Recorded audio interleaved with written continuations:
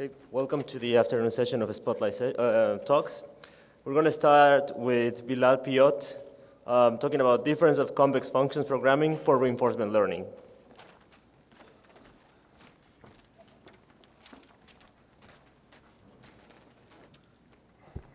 Hi everyone, my name is Bilal Piot, and I'm going to introduce you a paper called Difference of Convex Function Programming for Reinforcement Learning, written in collaboration with Mathieu Geist and Olivier Pietquin. Our goal is to tackle the problem of reinforcement learning, where an agent is acting in a stochastic environment modeled by a Markov diffusion process. Our agent is modeled by the deterministic policy, which is a mapping from state to action. So our agent in a state S is doing an action A and goes to the next state depending on the dynamics of the MDP. In doing so, he receives a reward. And the performance of a given policy for a couple of state action is the discounted cumulative reward, the expected and discounted cumulative reward by doing the action A in set S, and we call that quality function. Of course, our goal is to find the optimal quality function, which is the max over all of the policies of the quality function. The quality function is well known to be the fixed point of the optimal operator testar, which is for a given function Q, the reward, plus gamma, the expectation of max the Q over all the next states. In order to find this optimal quality function, there are several methods such as value iteration, policy iteration, linear programming. But here, we are going to focus on the minimization of the norm of the optimal Bellman residual, which is T star Q minus Q. The motivation is very clear, because if you are able to find a function Q for which the optimal Bellman residual is small, then you find a function which is not so far away from the optimal quality function. However, the optimal Bellman residual is not convex.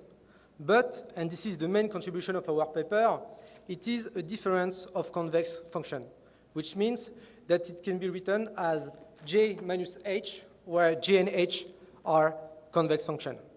So we can use DC algorithm, which is called DCA, which is very simple, and it consists for a starting point x0 to approximate J minus H by J minus gradients of H in x0. This is a convex problem, so we can minimize it, we obtain a point x1, and then we do it so on and so on.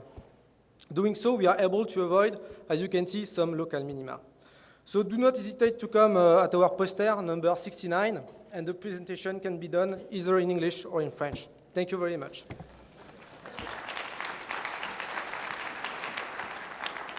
Thank you very much, Bilal. Up next, we have Sergey Levine talking about learning neural network policies with guided policy search on their unknown dynamics. Thank you. This is joint work with Peter Abbeel at UC Berkeley. And we're interested in the problem of learning policies to control robots for a variety of tasks like manipulation and locomotion. And the policy is a function that takes as input the state of the system, which might be the joint angles of the robot, and produces the action, which might be the torques at the motors. And in particular, we're interested in learning very general purpose policies so that we don't have to do a lot of hand engineering for every single task. So we'd like to use powerful expressive function approximators like neural networks. The trouble is that in order to be useful, these kinds of function approximators need to have a large number of parameters. And this typically poses a big challenge for reinforcement learning. So to address this challenge, we're going to use a method called guided policy search that aims to transform the policy search problem into supervised learning. So the idea is that we're going to pick a few initial states, and for each initial state, we're going to optimize a simple trajectory-centric controller that essentially follows a single trajectory. And then we're going to use these trajectory-centric controllers to generate a training set that can be used to train the neural network with supervised learning. Now, the key to making this work well is to go back and re-optimize the trajectory-centric controllers to also match the neural network so that they agree on the same state distribution. So by alternating between optimizing the neural network to match the trajectory-centric controllers and re-optimizing the trajectory-centric controllers to match the neural network and minimize cost, they'll agree on the same state distribution and we'll have a good training set for supervised learning. So our first contribution is a highly efficient method for training simple trajectory-centric time-varying linear Gaussian controllers, which requires on the order of just tens of samples to learn a variety of complex robotic tasks, which is significantly less than fully general-purpose reinforcement learning methods. Our second contribution is to show that guided policy search can use these linear Gaussian controllers to train neural networks with thousands of parameters, which then generalize better than any one of the linear Gaussian controllers. Now, since writing this paper, we've applied our method to a variety of tasks on a real robotic system, including stacking Lego blocks, putting bottle caps onto bottles, and assembling plastic toys. If you'd like to learn more about our approach, please come to our poster tonight. Thank you very much.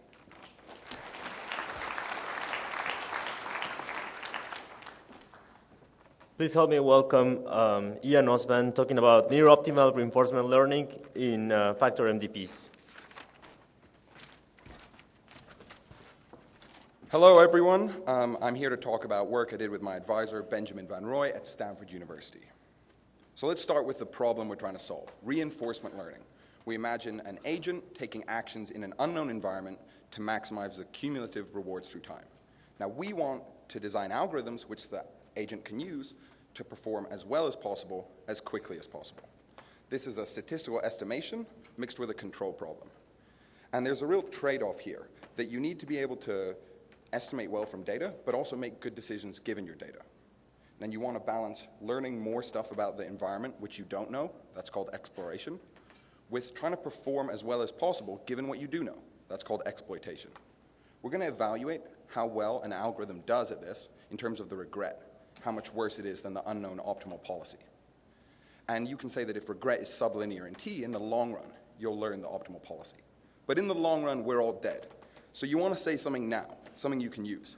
Unfortunately, there's a result that in S states and A actions, you can never have a regret bound in overall MDPs better than square root of SAT. And having watched the deep learning thing, I know that in time for that to be valid, all this stuff will be irrelevant and will all have been taken over by the deep learning robots. So before that can happen, before the Stephen Hawking robot apocalypse, we want to learn quickly. And to do that, you need some low-dimensional structure in a large space. We study a particular low-dimensional structure called a factored MDP, which is a common model across a lot of different things. And it basically amounts to a conditional independent structure in the environment. Now, if you do your statistical estimation separately from your control, generally you'll get regret bounds that are exponential in the number of states. If you're careful, you can get regret bounds that are polynomial in the number of states. And when we did this analysis, we were extra careful, and so we got regret bounds that were polynomial in the number of parameters of the MDP, which can be exponentially smaller than the number of states. And although we were careful with the analysis, we actually had two very simple algorithms that do it, one based on the principle of optimism and one based on the principle of posterior sampling.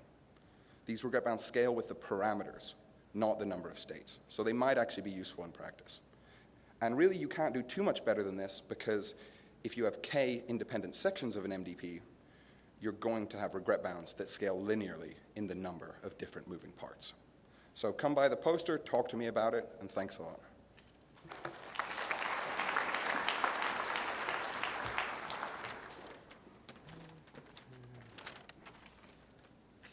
Up next, we have Yuri Grinberg talking about optimizing energy production using policy search and predictive state representations.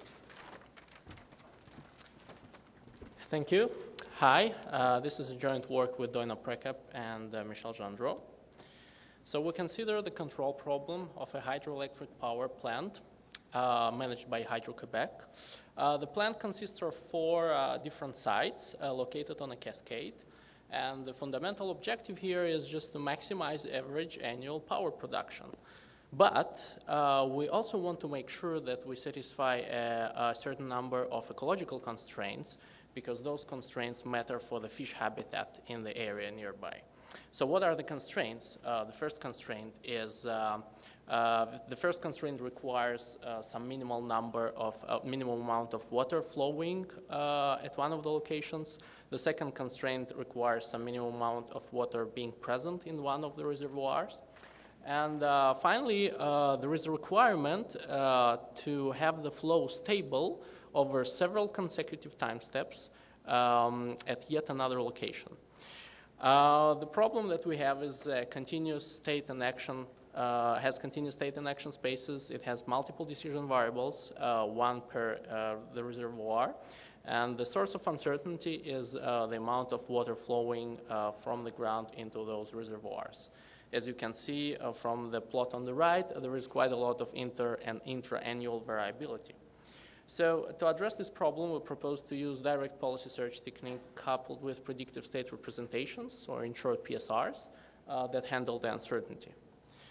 We compare our results to the current industry solution developed by Hydro-Quebec themselves, which is based on dynamic programming.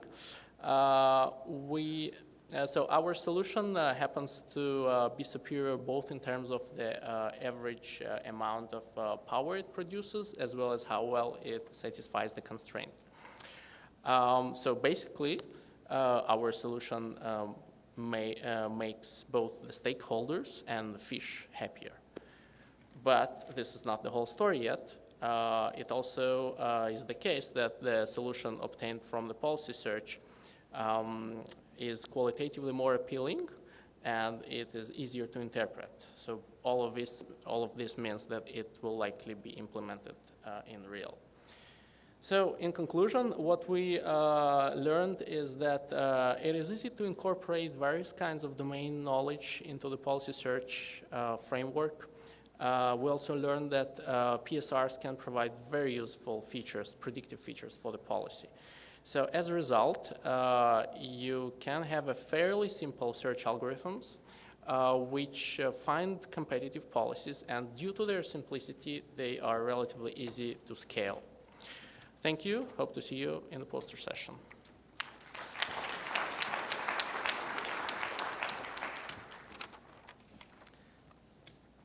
We now have Marek Petrik talking about the benefits of robustness in approximating aggregated MDPs in reinforcement learning. Hi, so this is joint work with Dharmashankar Subramanian, who's also from IBM Research.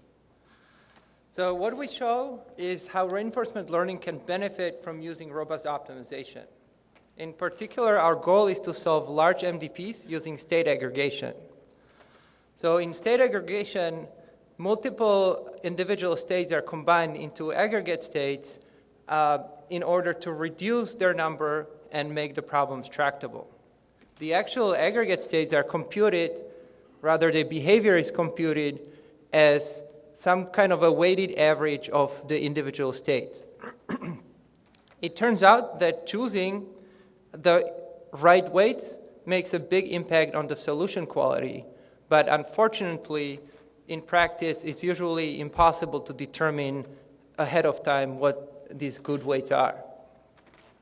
So we propose to address this problem by using robust MDPs to represent the aggregation. So the idea of robust optimization is to replace an expectation of a random variable with an unknown distribution by the worst case. And that's essentially what we do here. Instead of optimizing with respect to some somewhat arbitrary state importance weights, we compute solutions that work with respect to any plausible worst case state importance weights.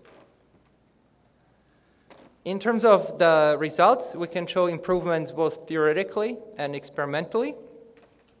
In terms of the theoretical results, the classical performance loss bounds for state aggregation scale as 1 over 1 minus discount factor squared. And we can show that using a robust approach, we reduce the exponent to 1. And this can make a big difference when the discount factor is close to 1. So for example, for 0.999, we improve these tight bounds by several orders of magnitude from 4 million to 2,000. We can also get good experimental results on some problems with very significant improvements. The robustness does increase or introduce a small computational penalty, but we can show that this is typically less than 15%. So if you'd like to see more details and see some tighter bounds and analysis, please come to see our poster number 68.